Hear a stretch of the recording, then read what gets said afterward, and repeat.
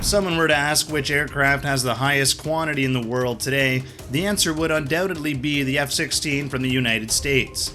The F-16 is used in the US Air Force and 25 other countries. However, Russia is not far behind, owning an aircraft with an impressive sales record standing just behind the F-16.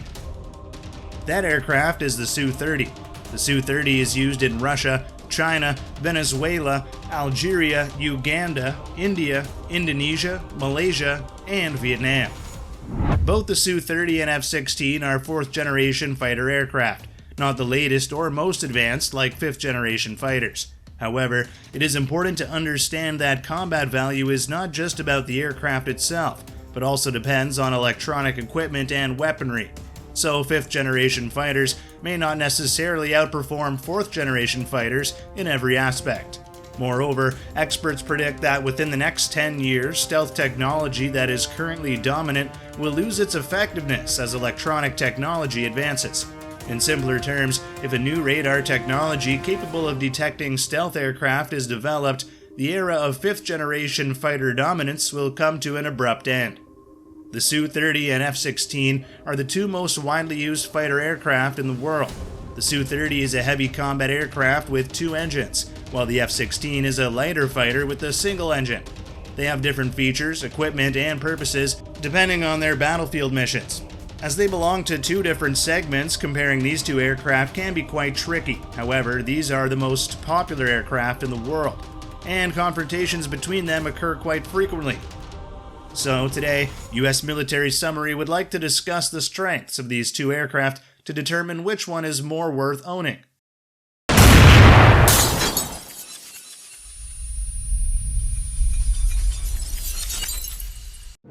History. The success of the F-4 Phantom II, a 3rd-generation multi-role fighter, and its experiences in the Middle Eastern battlefields served as a lesson for the Soviet Sukhoi company to design the Su-27 in 1985. The Su-30, with its various versions, is an improvement and modification based on the foundation of the Su-27. Initially, the F-16 was envisioned as a daytime fighter, primarily with interception missions, preventing enemy aircraft and protecting airspace. Later versions evolved into all-weather multi-role combat aircraft. The F-16 is operated by a single pilot. On the other hand, the Su-30 is a multi-role combat aircraft operated by 2 pilots. Both the F-16 and Su-30 have a maximum speed of about Mach 1.2 at sea level and Mach 2 at higher altitudes, with a service ceiling of 50,000 feet and a climb rate of 250 meters per second. However, the F-16 has an operating range of less than 400 miles without carrying additional fuel tanks or being refueled in the air. In contrast, the Su-30 has an operating range more than twice that of the F-16 and can stay airborne for up to 4 hours. Cost. Due to the high cost of the F-4 Phantom, after the Vietnam War, the US Air Force wanted a lighter aircraft suitable for air combat and less expensive to operate. The F-16 costs only half as much as the Su-30 and consumes less fuel. However, cost is a complex issue, and there is no standard for comparison. The prices of 2 similar aircraft can vary greatly, sometimes costing 1.5 times or more than the other. Firstly, a new aircraft will include significant research and development costs, unlike an aircraft that has already been mass-produced. Next, factors such as equipment, weaponry, accessories, maintenance costs, pilot training, and other needs must also be considered. Control systems and agility. Approved in 1976 and first built in 1980, the F-16 was the first fighter aircraft to use a control system called fly-by-wire, which employs electrical wires connected to computers. In contrast to older aircraft where the pilot would control the aircraft's small wings, tail, and steering wheel through a system of cables, mechanical parts, and hydraulics, the new method increased the aircraft's agility and ease of maneuvering by reducing the need for static stability. When the pilot directly controls the aircraft with hands and feet, it is safer for the aircraft to automatically return to its initial stable state, static stability. However, this also means that it hinders the forces transmitted to it, and the pilot must continue to exert control.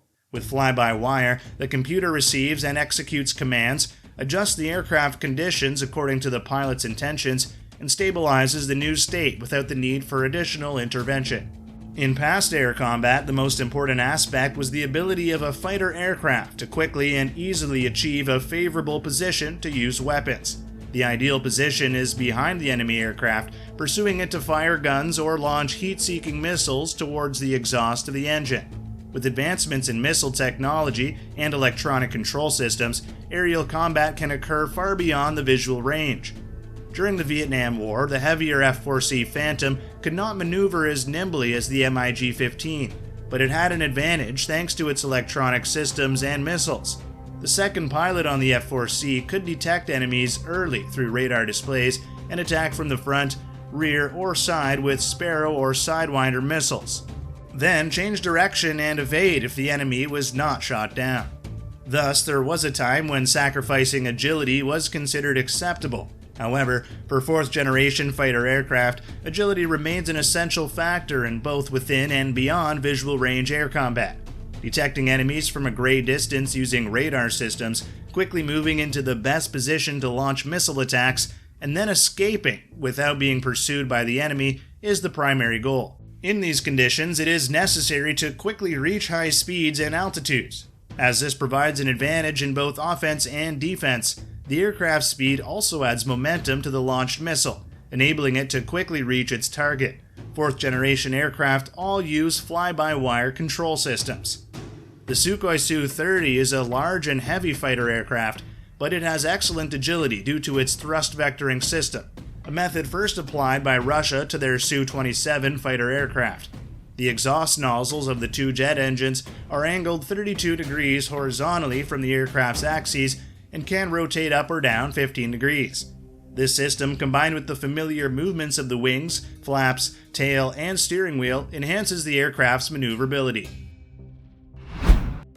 Production. As of now, F-16 production for the United States Air Force has ceased after more than 4,500 units were put into operation, except for potential export demands for up to 5 more years. The Su-30 had its first flight in 1989 and entered service in 1996. To date, more than 420 aircraft have been produced and continue to be manufactured in various versions suitable for different tasks of the Air Force, Navy, and infantry. The Su-30 is also an important Russian arms export item. At the same time, Sukhoi has cooperated with India to produce the Su-30 MKI version in India. Conclusion. Comparing the Su-30 and F-16 reveals that each aircraft has its own advantages and disadvantages. Russia's Su-30 is larger, has a longer range, can carry more weapons, and its thrust vectoring engines allow for better maneuverability. Meanwhile, the US F-16 is more compact with a large-angle delta wing design that increases its agility and wing loading performance. Both types of aircraft have advanced electronics and radar systems. However, it is impossible to make a general assessment of which aircraft is more powerful. What matters is how countries use and deploy them in various strategies and campaigns. What are your thoughts? Please share your ideas and impressions in the video's comment section. Don't forget to suggest further topics you would like us to analyze. Thank you for watching the video.